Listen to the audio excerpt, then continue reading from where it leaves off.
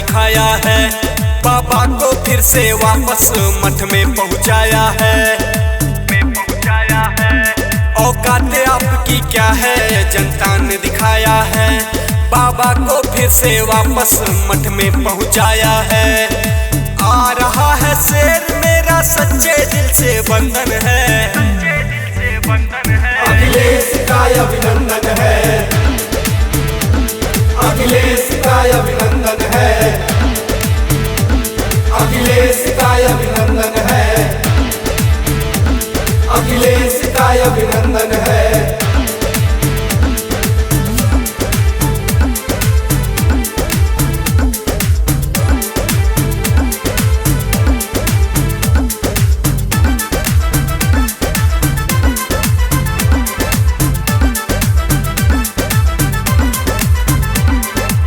UP के आन बान भैया ही तो शान है।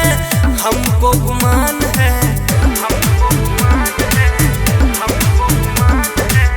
बच्चे बूढ़े नौजवानों के गुमान है। हमको अभिमान है, हर माँ के बेटे हैं और बहनों के बंधन है। अखिलेश का अभिनंदन है, अखिलेश का अभिनंदन है, अखिलेश का अभिनंदन है, अखिलेश का अभिनंदन है।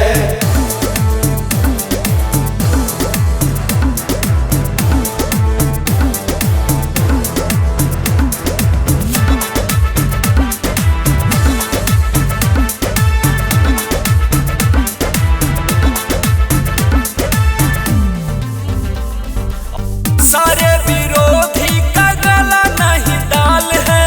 सबका बुरा हाल है,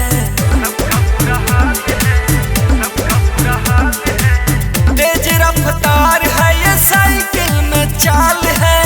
नेता कमाल है,